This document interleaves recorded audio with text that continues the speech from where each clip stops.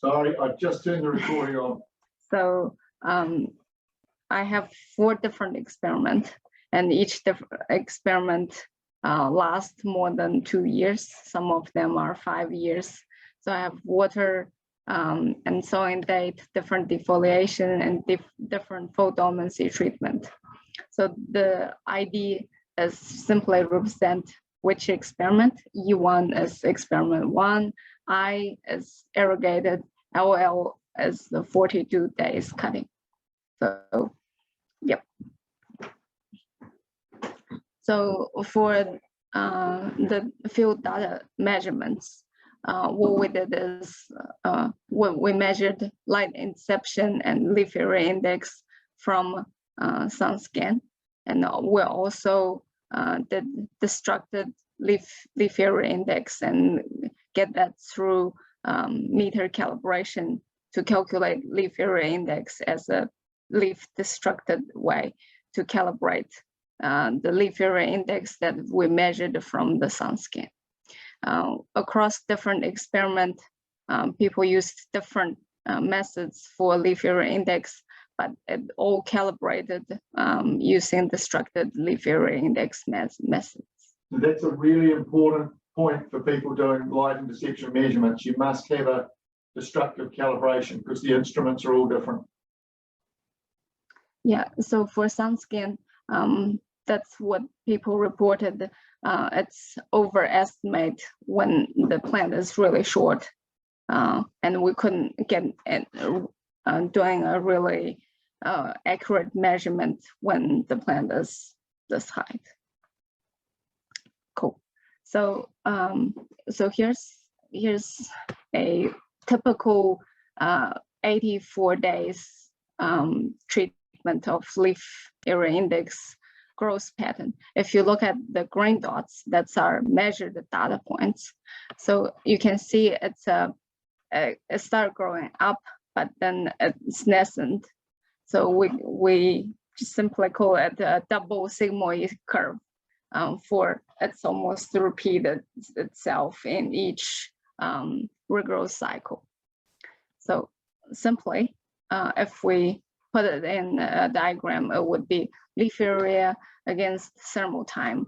So there's different phases that the plant is going through. So let's start with the simplest one, which is the growth phase, which can be represented as a linear phase in this exercise. So if we look at leaf area index against the thermal time of seedling crop, which is the first year, and the slope is quite consistent. So the slope, that's what we call leaf area expansion rate. So for regrowth crop, if you look at the horizontal, the column, that's the growth rotation, and the rows, that's growth years. So second year, third year, and 4, 5, 6, and so on, right? So if we look at one rotation, let's say rotation 2, you can see the slope are somewhat similar.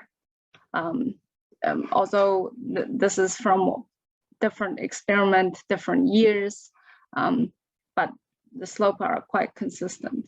But if you look at GS2, that means regrowth year 2. So horizontally, the slope changes as we go through from rotation 1 to rotation 7. So there's a seasonal factor, seasonal indicator that we need to investigate. So rotation 1 is the spring.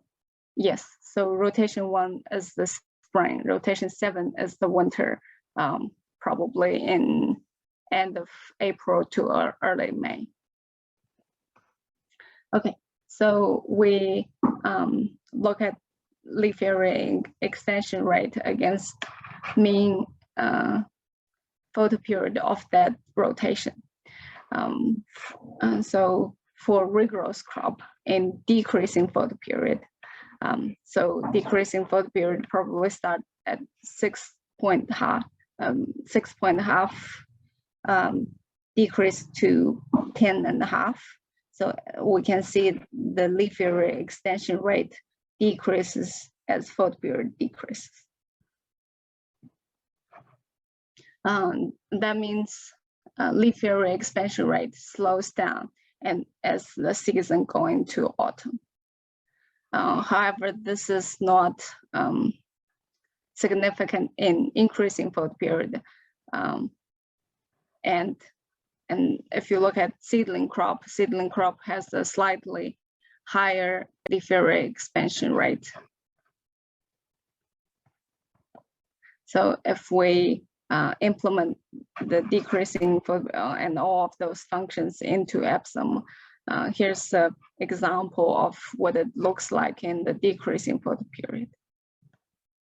So from this growth phase that we conclude, there's a strong linear relationship between leaf area index and thermal time within each regrowth cycle for both seedling and regrowth crop.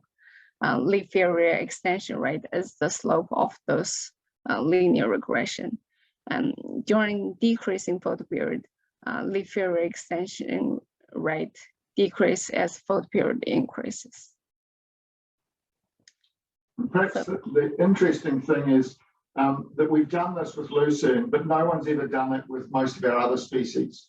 No one's done it with red clover, plantain. We don't know whether these things behave in the same way or not, with a decreasing leaf area expansion as they go into the autumn. But being perennials, we expect that is the case and that's what's happening. Yeah, so and also photoperiod is not the driver of this change. That's what happens in the carbon and nitrogen shift that goes through, because leaf area expansion rate from a photosynthetic perspective, it won't change because of the day length. Okay, cool. So it's an association rather than a direct drive. Yeah, direct driver. Yeah.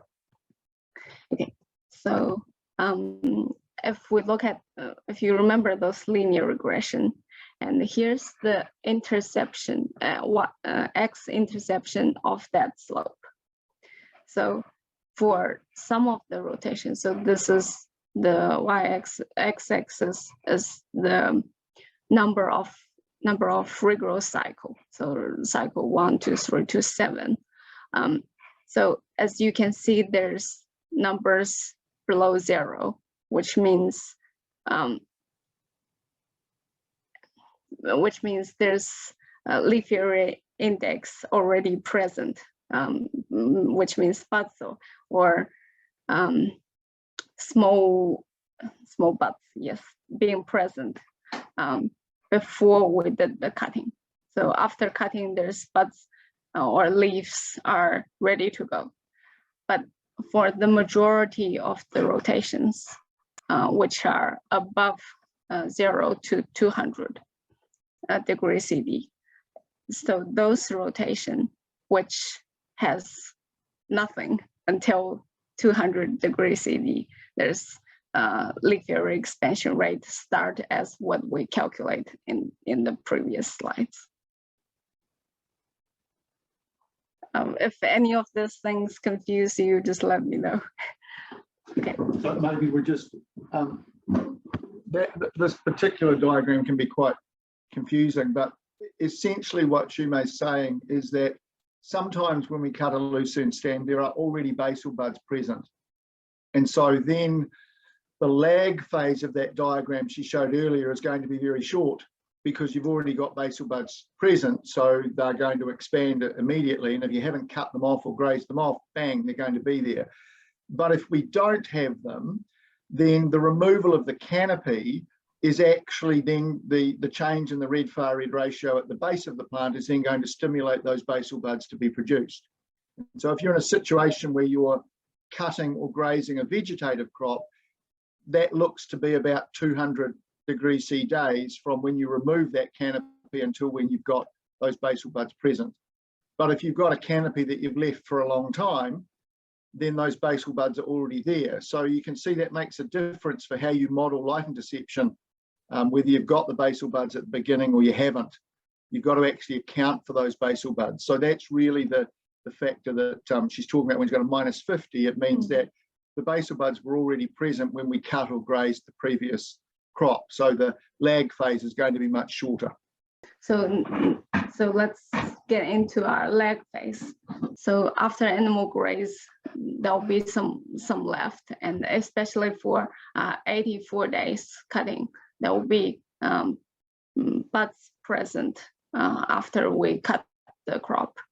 Before we cut the crop, so after we cut the crop, the buds will carry on, become the dominant shoot. Okay, so we use a multiply function in the model to capture this lag phase. When the thermal time is 0, it's 0. If it's 200 degrees CD, then it's 1. 1 being 100% of the leaf area expansion rate that we calculate previously. Okay, cool. So this is just multiply on the top of the leaf area index, leaf area expansion rate function. Okay, cool. So from the lag phase that we conclude, a lag phase function was parameterized as a linear function between a lag reduce factor. You can just imagine that in a lag phase, there will be reduce of leaf area expansion rate and accumulate thermal time following the defoliation date. So the numbers are 0 to 100 degrees CD, and a lag reduce factor is 0 to 1. Okay. So lag phase again, we dealt with there's no buds present. It takes 200 degrees to reach the calculated leaf area expansion rate.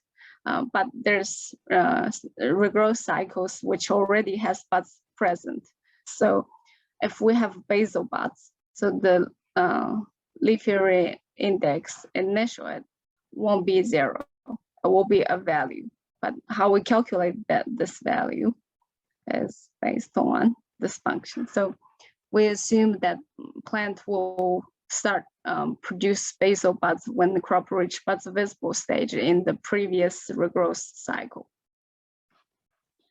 So leaf area index initiative is calculated as a accumulate function from the previous regrowth cycle when it starts flowering until it's being defoliated. So we had a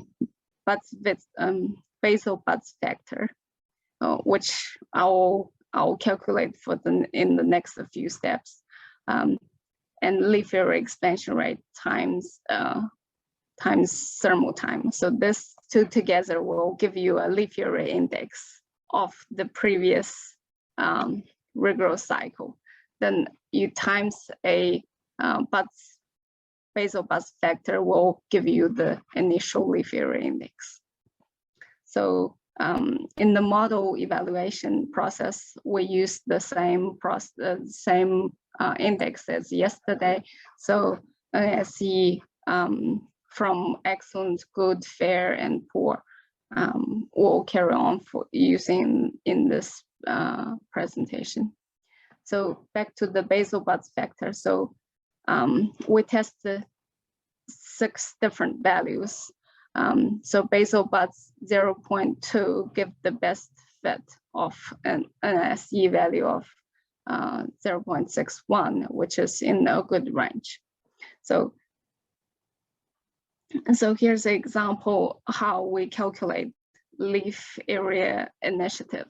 So let's see. So it's basal buds factor is 0.2. So times the leaf area expansion rate at that time, let's say it's 0.015. Then times, let's say that after the previous crop reached buds visible stage 2 defoliation, it lasts for about 100 thermal units. Then we multiply that together, will give you 0.3 as a leaf area index start point instead of 0 if previous crop didn't reach buds visible stage and there's no buds present. Okay, cool. So we implement that into our APSIM model for FD5 under 42 days cutting. It gives fair to good agreement. So from that, we conclude a buds visible function was added to adjust the initial leaf area index for current regrowth cycle, which is the start point of the double sigmoid curve. The implement of lag phase and buds visible functions resulted a acceptable prediction of leaf area index in under 42 days defoliation treatment. So if we just think about the physiology of what Xiumei's trying to do there, she's essentially saying that once the crop gets to bud visible, that it will start partitioning some sugar to producing basal buds, provided there's sunlight getting to the bottom of the canopy. And the thought process there is, well, that's actually when our filicron started to fall over and changed. So there is obviously demand for carbon going elsewhere. And we actually know that there are basal buds present at some point in a lot of these rotations, particularly the long rotations. So it's accounting for that period. In the spring, you don't see it so much because there aren't basal buds present often when you do that first harvest. It's really when you get the longer rotations that we started to see the basal buds and had to deal with the basal buds being present. But experimentally, it's something that we haven't really looked at, and it would be a very simple experiment to look at when do those basal buds actually start to occur in relation to flowering. We've assumed it, but retrospectively, we should go back and look at crops as they're flowering and see whether the basal buds are present.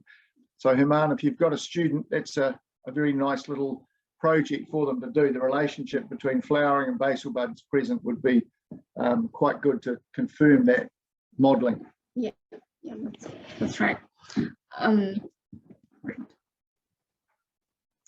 So for 84 days, we also will leave the crop in the field for 3 months. So there's leaf senescence being observed. So if you look at some of the rotation, leaf area index reached to a point around 6, some of them reach to 8, then it start decline. So to capture that, so we simply call that decay phase in this diagram. So to capture that, we use a leaf area index, leaf area senescence function. So this senescence rate model was originally developed for red clover leaf senescence, and you can find more information on this web link that they produced for red clover. And so basically it covers a stage function, a cover function, and the temperature effect and soil moisture. So for us, soil moisture is not a problem because our experiment is being irrigated.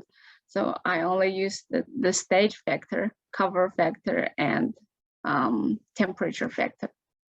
So stage start from 3 to 4 to 8 as what here you can see from the screen. So 4 is being inductive phase. So that's when the crop, each of the regrowth crop will start from that phase. So from early on, there's no senescence until this is ripening. So there's quite a bit of senescence going on. Okay, cool. So after we implement a senescence function, we actually improved 84 days cutting leaf area index prediction quite a lot. So our overall leaf area index for FD5 under different defoliation treatment showed a fair to good agreement.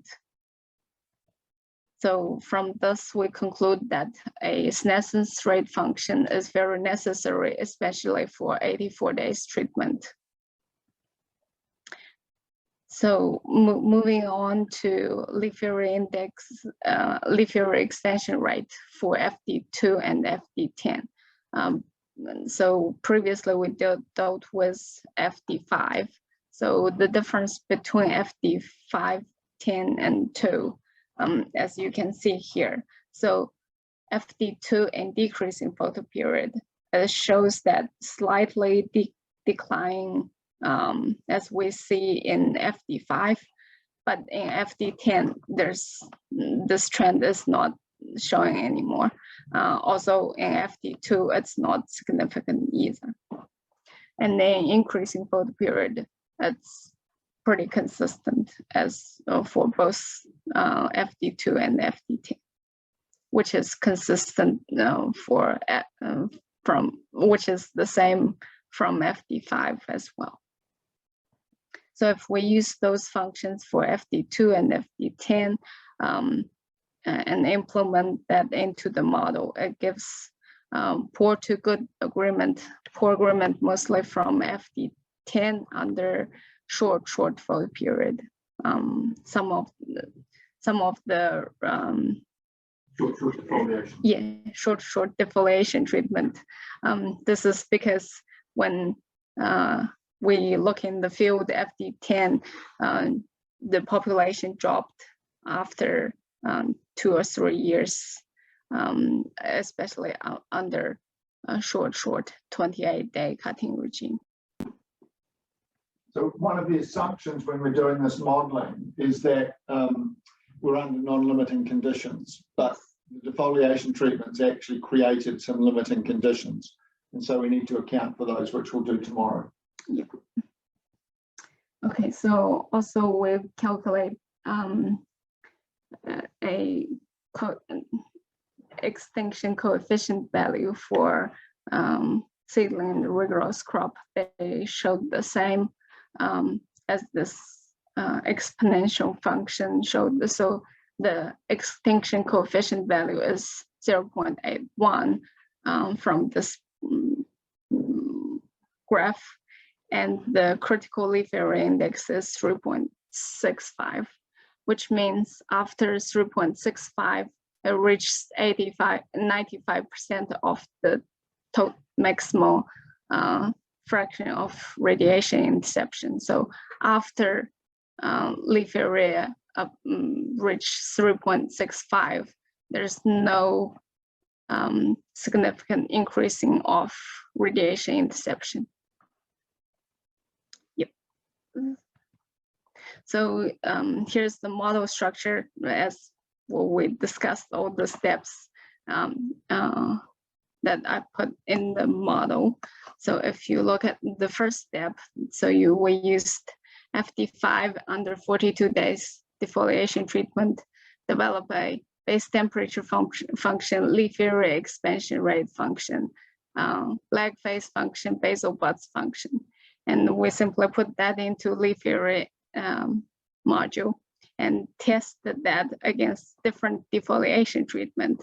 This gives us, we developed a senescence function from 84 days cutting treatment. And we put the senescence function back into leaf area module and test against FD2, FD10, which we developed a specific leaf area extension rate function for FD2 and FD10 because they're different from FD5. And again, we test different defoliation treatment of FD2 and FD10. All the data was used to generate an extension coefficient function, which is only a value of K, to calculate light inception. So here's my conclusion for this topic. Leaf area prediction from a function of leaf area expansion rate against photoperiod resulted in an acceptable prediction for 42 and 84 days defoliation treatment. The short 28-day defoliation treatment showed fair leaf area index, but for FD10, it's poor leaf area index prediction. And the 4 dominancy class has different leaf area expansion rate, so different function is needed. FD10 has more sensitive to more frequent defoliation treatment. So extinction coefficient is about 0.82 for both seedling and regrowth crop. Thank you. Okay, questions for Xiumei? And I think, Xiumei, if I'm right, that this one is in a paper that's gone to European Journal of Agronomy? Yes, we're in our third revision. So if one of you's been reviewing it, you've done a good job. And part of that was creating that model there towards the end that she showed. There was people got a bit confused as to what she'd done, so she had to try and outline what it was that was happening. So yeah, questions around predicting leaf area. So I have a question. Maybe you mentioned, but I not remember. The short defoliation. The second conclusion, the short defoliation showed a poor or a fair late leaf area. What do you think about why? What are the main topics to improve that? Yes, so it's, if we go back to short. So if we look at experiment 4, short FD5, so as you can see, most of the points, the variation is from overestimate leaf area index. So what we believe is that leaf area, so under 28 days, because of the carbon and nitrogen restriction, 28 days short doesn't produce, or the leaf area expansion rate is slower than let's see 84 days or 42 days. So we have overestimate 28 days because of the restriction from nitrogen and carbon of this. So the story that's coming through is that if you look at the treatments we imposed, the short treatment was designed to create stress for the plant. It was designed to remove carbon and nitrogen at a, it's not set stocked, but essentially the crop was only getting to, 15, 20 centimeters tall, and it's being harvested. And so it's not growing in a non-limiting situation. It's being limited over time by its lack of carbon and nitrogen reserves. And that lack of carbon and nitrogen is showing up as a lack of leaf area expansion and also height. If we remember from yesterday, shorter plants, shorter internodes because of a lack of carbon and nitrogen. So at this stage, we're not modeling the carbon and nitrogen. That'll be tomorrow. But this is just showing that all the other treatments are behaving as we would expect. This one has a defoliation issue, and the limitation of carbon and nitrogen, and we don't know which it is manifesting as a reduction in leaf area expansion rate, which is what you'd expect. Okay, but it cannot. It will be possible to improve with the lag function or the bud. No. Where it will be better to improve is when we deal with carbon and nitrogen partitioning. Okay. So the lag function, it behaved the same. So it never got actually to have basal buds present because it was cut so quickly that it never has basal buds. So it's always having that long lag phase to try and re-establish. But it's constantly, every time that you go to graze it, it's having to use reserve. So it's gradually getting less and less reserve. And you'll see that in the biomass talk tomorrow. Okay, okay. So the nutrition index, the Lemaire nutrition index should be lower than 1. Yes. In 28 cutting frequency, maybe. Yes. And what Okay. you're dealing with is we're trying to create a model, and you start with non-limiting conditions. You know, it's got nitrogen, it's got water. How does the crop grow? But we impose the defoliation treatments to create different levels of reserves. And if you get more reserves, so the 84-day, it doesn't really change things. But if you get less reserves, it does change things. And so these are plants that are struggling. NZ Ags has got their hand up. Is that a question? Yeah, it's Hamish here, Derek. Hi, Hamish. Sorry, I'm logged on in the New Zealand Alpine Garden Society Zoom account. I thought it was an alpine plant. It looked like a Salmisia of some description. Yeah. Yeah, I'm interested in everyone's thoughts on how we deal with the photoperiod effect when we go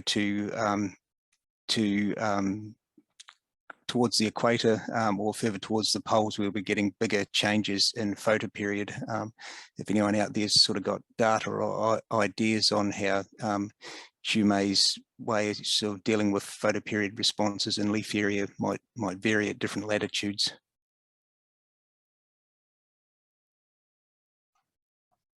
We don't have Jorge present from Patagonia, but I think it would be good to get his data sets. Yeah, as to what's happening. But also closer to the equator.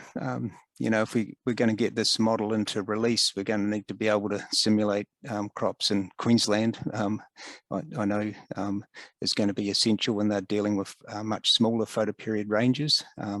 So just interested in a discussion how people think we might deal with those photoperiod effects as the annual photoperiod signal becomes flatter. What's the crop going to do? Hey, Mish, there's a guy at UQ that he has been working with Lucerne. Oh, okay. Who's that? But Jesus Christ, I'll have to dig his name up. But I know that he doesn't do physiology measurements. I think if you or someone get in contact with him and have a chat on, I'm pretty sure he might have some trials on at the moment, and you can ask him to take a few measurements. They usually have quite a few students. Yeah, okay. Yeah, because we certainly, we've got plenty of Lucerne data from Australia in the validation set, but it's all, you know, as you describe, but none of it has detailed physiological measurements. Yeah. So working out the so mechanism is going to be the trick. So I think he will have the areas where he's using Lucerne. So it's more like getting someone who works with physiology to tag along with him. I'll look for his name and I'll send to you and Xiumei. And Hamish, when I looked at the Gatton data set, when I first started doing this 15 years ago, when we went back and investigated it, we could see the photoperiod effect on the partitioning, even though it was very mild. Okay. So I suspect that it's still happening, and you may find that the functions that Xiumei's developed will actually work, but there'll be a much narrower range in which it's operating, so the effect will be much slighter. So you know, the next PhD student really needs to be taking all of the data sets from all over the world and trying to see how those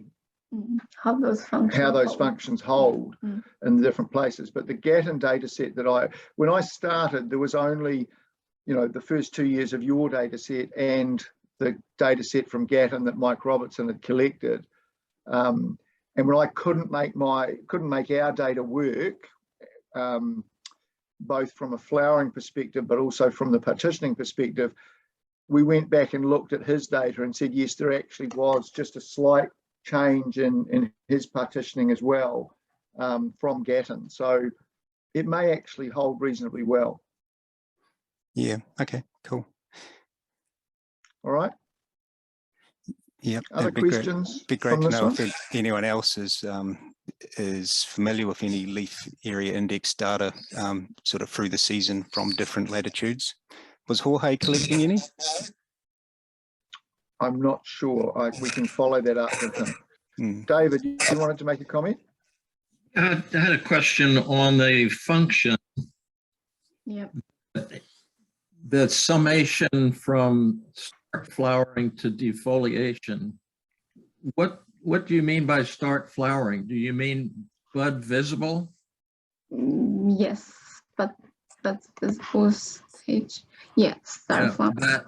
So it's a little confusing to me because I think of flowering is when the flowers are visible, not the buds are visible. I think in APSIM, that's what they call. I think you're right, David. I think it's bud visible, but it's the way APSIM does that. Called start flowering. I have to check. No.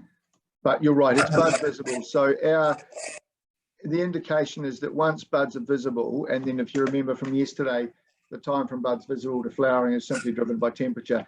That's the switch, and it's the same with most annual plants. That's the switch when the plant starts doing things differently. From an annual crop, it's putting all its partitioning into the grain. From a perennial, in this case, it's starting to fill. It's starting to fill reserves. Yeah. And a question about management. So, what do you do to ensure the protection of the basal buds? Is that you mentioned yesterday, grazing probably from harvest would be what, 45 down to 10 centimeters. Do you have a management recommendation for protecting basal buds, whatever condition they're in, so that you reduce the lag phase? So there's two parts to that. The 45 down to sort of 10 would be a cutting. And so you're looking to, that's your cutting height. For most of our crops, we would be trying to graze them before those basal buds are present. So if they're 35 centimeters, 30 to 35 centimeters tall, they're probably not flowering and they haven't got basal buds present. So we're grazing them before. If they get more mature than that and they're longer, actually the animals don't tend to target them. They eat the top of the stem, and then that hard spiky stem at the bottom that is the stuff that you actually cut with when you're making hay. It's not very pleasant to put your nose down into it. And so it does actually provide some protection for those basal buds. And the other part though is that the basal buds that Xiumei's talking about, if you can imagine it, the bud appearance is a normal distribution.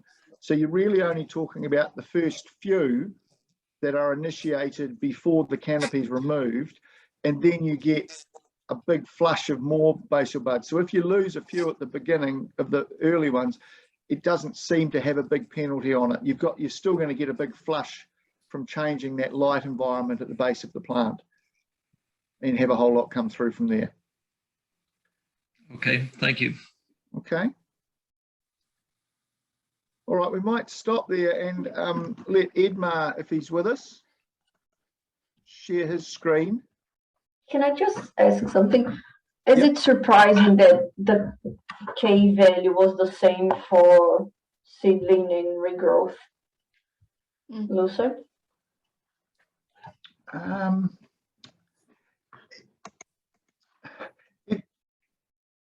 Yeah, it was surprising, but we've seen it across all of our experiments. So that doesn't seem to be a change in leaf angle. The seedling crops are doing the same. The difference is probably in the number of stems that are produced, but the extinction coefficient, yeah, that's a whole lot of data sets put together and a lot of different sowing dates. Xiumei, when you feeded this curve, did you feed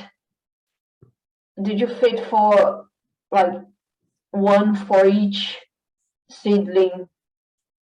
Yeah, no. Data set, or you put them all together?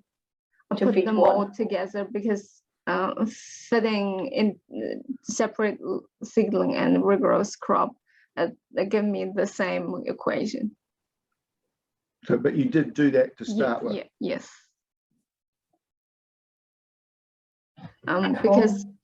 Because the seedling crop here is the first year growth. It's like sowing to end of the season. It's not like just the first rotation. Mhm. Yeah, so maybe that's the reason as well. So the seedling crop also include the subsequence of the regrowth The cycle. next couple of crops. Yeah. Okay. So maybe that's the reason as well. So if you stop sharing. Yep. Let Edmar share. And Edmar, you should be able to share. So I asked Edmar, I knew we wouldn't quite take an hour with this particular session, we probably will tomorrow, but Edmar's been taking the model and actually doing some New Zealand-wide modelling with it. So I'll leave Edmar to explain what him and the group have been doing with that. Right. So over to you, Edmar. Can you guys hear me okay? Yeah, good. Yeah, cool. So first, thank you, Xiumei, for the presentation. That was, super nice. Good to see. And then just a small fraction of your work, right? So it's impressive. So well done. And thank you, Derek, for organizing and inviting there. And this is feeling like the workshop last time, isn't it? Like I see all the Argentinian colleagues there. David's there. So good to see you guys. Can you see my screen already or no? Yeah. So you see the presentation there, yeah? Cool. So this is a example of application, right? So really the motivation to have for all the work that Xiumei has been doing to bring all the previous data sets from nearly 2 decades there, plus fresh data sets that were being collected as Xiumei was doing the modeling and actually collecting data as well. One of the key applications is to get an idea of potential of the crop to grow in New Zealand, and I'll give you some context of that. It's a paper being written as we speak. Technically, I'm on holidays, but once I'm back, we should continue with that. And so there's a big list of authors there, and some that I haven't had yet the chance to inform that they will be co-authors because, and one, David, you are there, right? So we are merging that inspiration and intellectual input that we got from you on the suitability with the modeling now with Xiumei. And I was about to contact you before I left, but I said, oh, no, I'll do it when I come back. But now I see you before, right? So it's a bit surprised that you have some work to do if you want to support us there. That would be an honor to get you there. So we are bringing the suitability and the biophysical together, hopefully, in this paper. So some context to what we are doing. So building from the work that Xiumei has been doing so nicely is that historically, and Derek, jump in at everyone, please. This is not really a presentation, it's a discussion, right? As we are writing the material still.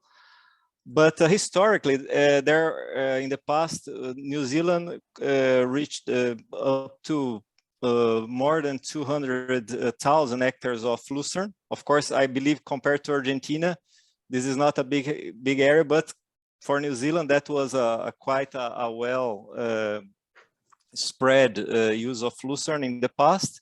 And since then, there was a decline for several reasons. I think some biotic stress and management issues, and also the fact that there was this explosion of irrigation and nitrogen input in other competing forage options there.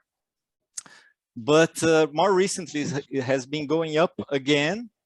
And this is what we get from the last census in New Zealand in 2019. So that's now we are reaching back around more than 50,000 hectares.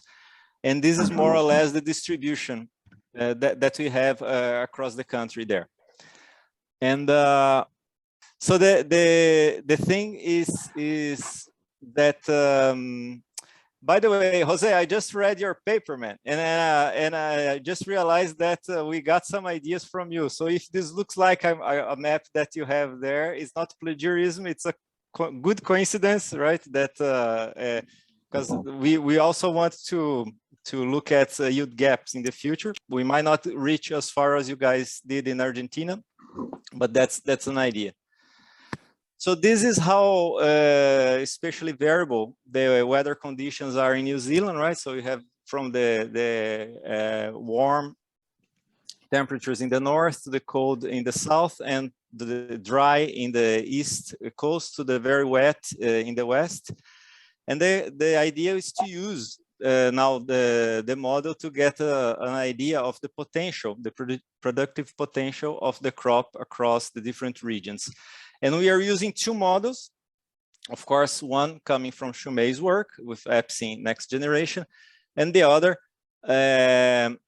from, well, also the same group, right, led by Derek, that is more an empirical GIS-based model. Derek, do you want to expand a bit on that approach? Yeah, look, I won't take too long on it, but simply we went, can we create a model simply using temperature? And so it's a thermal time-based model that has a switch about, if I remember rightly from Anna's work, about the middle of January, where we changed the partitioning function. And so it has a switch from flowering and a switch from photoperiod, but essentially it's just driven off thermal time. And if I remember rightly, we're changing from about 7 kilos of dry matter per thermal unit to 5 or 4 or something like that. I can't remember the exact details. So it's the sort of thing that a farmer could use, as opposed to a sophisticated model that APSIM is, where you're looking at a process-based model. So coming then from the work with from Anna and the group there, but the main idea is that then we are taking temperature as a key proxy of growth with this GIS-based model, right? And accounting for the partitioning through just another coefficient to get the autumn and spring difference in regrowth rates. So the idea is that to look at the uncertainty that comes from the model selection, but also from other management factors like like water input and soil, and that's a big input there from Rogerio is there today, setting up the soil characterization, and like he has been doing for New Zealand conditions with so many other projects, so he's the expert there. And we build also on Frank's work, expanding from Xiumei's input, now looking at the water stress in the crop. So Frank started looking at more water stressed Lucerne crops in New Zealand, and then implementing these water stress functions in APSIM NextGen. So basically you're running two models across whole New Zealand, and the machinery to do that is what we call Atlas. That's our baby with many collaborators, other CRIs, NIWA, Landcare, some German colleagues from University of Bonn and Zalf. And the idea is that we run APSIM, then wrapped on this framework in high performance computing across at 5 kilometer grid across whole New Zealand. And that's where we made the interface with the work that we started with David when he was visiting us on the suitability. And I just show you that now. So the idea, and this is a discussion, is really that once we do this type of work, there are many factors that the model does not account, right? And so how do we actually, and sometimes they are important factors, and basically what we're trying to figure out is where the crop should grow across the country. And well, I'll start from the end. I'll tell you which criteria we used.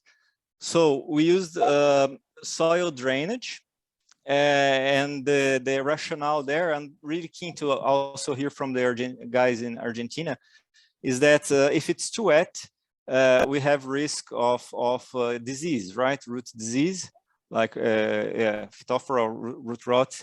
And one way to capture that is to look at soil maps and say, okay, is the drainage bad? If it's bad, let's assume we don't grow the crop, right? The other is slope. So it's too steep, being pragmatic, say, oh, of course you can always graze it, but we are saying, oh, if it's too steep, it's not good for mechanization, and we should not include it. And excess rainfall for the same reasons, with a risk of biotic stress. So also, if it's too wet, we assume the crop is not growing there. And this is a simplification of the work that we learned there from David, that he has been doing in the US. And we end up with this final map there, which is the areas that where we say it's potentially suitable for growing lucerne. And those are the pixels, the 5 by 5 kilometer pixels, where we then run the process-based model, in this case, APSIM next generation. Going to the end already, now we are running the two models, the GIS-based that Derek mentioned from Anna's work et al. And APSIM. And the first thing you see is that in general, both models capture the spatial pattern quite similarly, right? So from these high yields on the north, up to or more than 25 tons per hectare. This is average of 30 years. So there are many years where it's more than 25, right? You can reach nearly 30 tons, but on average, going down to less than 10 or less than 5 tons if it's a dry land situation in very dry regions like central South Island, like Central Otago. And then you see both the difference between models and the difference between YW is water limited and YP is potential yield. For the two maps, right, the columns there. So you can see also hotspots of dry, low yields due to dry conditions there, right? And also where the models diverge the most, that is, in this case, as you can see, is where the stress occurrence is the highest. So basically this highlights some features there for us to think about.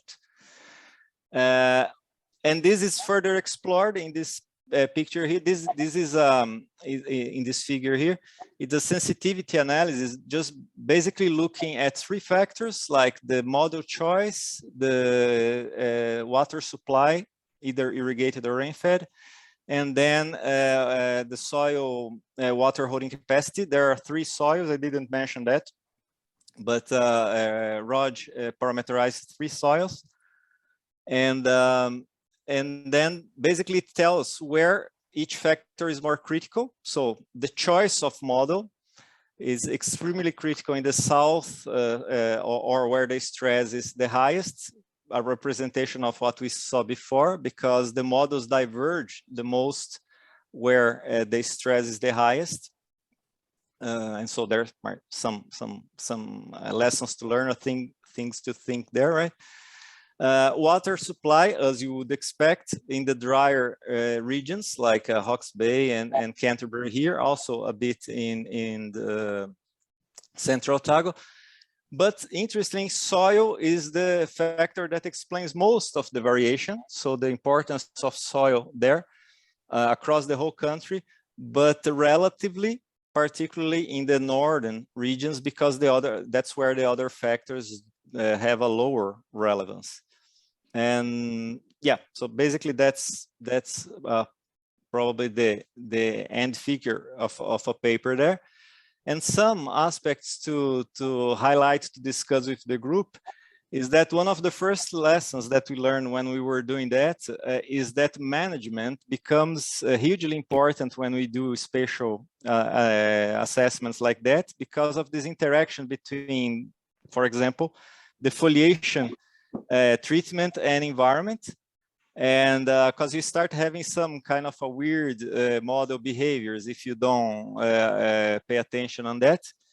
So just to go to the end of the story, we landed on a criteria where we are harvesting the crop every time the crop reaches 3 tons per hectare, but also we cut it before flowering. Otherwise, you end up with some stationary crop that grows and stays there, sometimes just intercepting radiation for a long time. What is not really what's going to happen in real life, right? If you have a very stressed crop and that is not growing for water stress, let's say, usually the farmer will at some stage just go there and graze it and have a regrowth and not just let the crop sitting there. And one of the reasons also is because we are not yet accounting for quality, right? So of course you have lignification and then senescent and so on. And these bits are part of what Xiumei brought to the model, but they are not yet considered in these simulations. Of course, there are other factors that will affect suitability, like aluminum or other biotic stress that is not yet incorporated, but that we have to think about. And we are not considering yet a map of soils of New Zealand. We have a new database called SMAP that Rog helped us to bring into Atlas there, but we haven't not yet considered that, but we can do it in the future. So that's for me, and thank you. Excellent, Edmar, thank you. And I think the idea of the yield gap is something that we need to move forward with, and I think that it took Jose a while to get his paper through. We worked on that for quite a while, Jose, didn't we? I think it's, you know, that's sort of an outcome of the workshop from a couple of years ago that we thought about that idea. The gaps are hard. They're hard to do. They're hard to do, and they're easier to do, I think, with annual crops than they are with perennial crops. But I think it's worth keeping doing. We have a lot of agriculture at the moment that's working on reducing inputs and regenerative agriculture, and all of these things are becoming important. But as Mariana keeps saying to me, yield is still king. You know, yield is still king.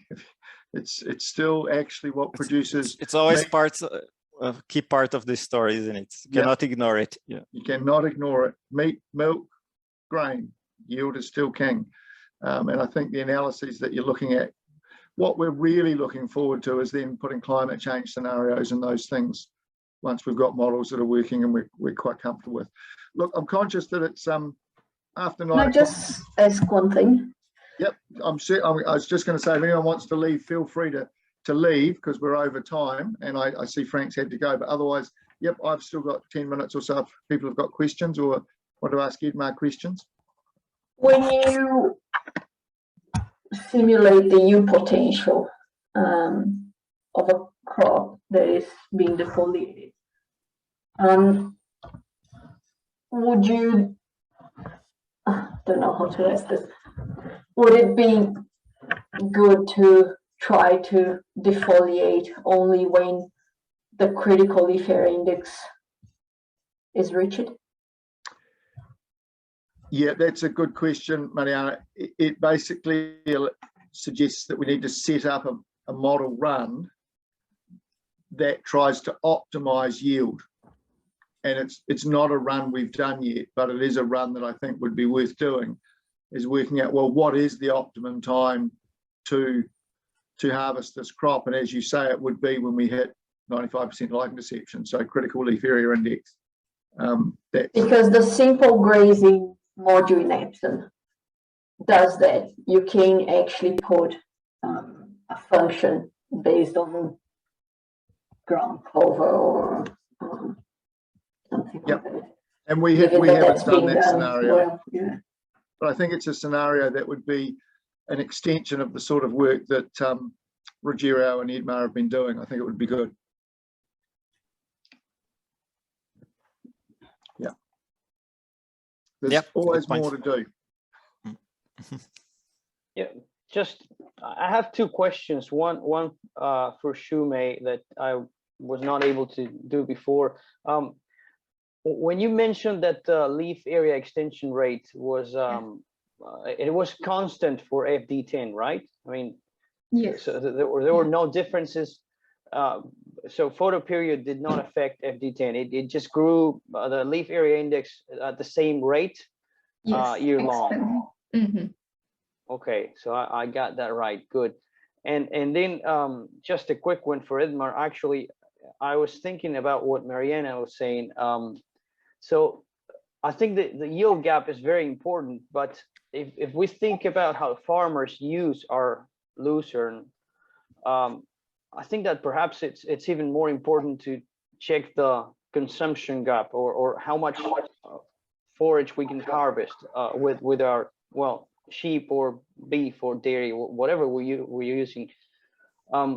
Because sometimes we get, that's what we did in our paper as well. We did yield and consumption gap because most of our lucerne is being directly fed to cows. So perhaps that would also be useful. I mean, considering all the work you've done also with grazing in New Zealand, perhaps that's also very interesting to see how much forage you can actually harvest with your stock, with your livestock.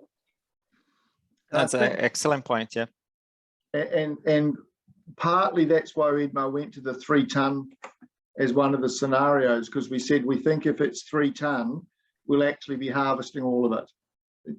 The consumption there will be maximum, but we haven't done the scenario of, well, if we grew 4 ton and we consumed 85% of it, because we know what those figures are from Hung's work. We've got very good relationships between yield and the stem and palatable components of the plant.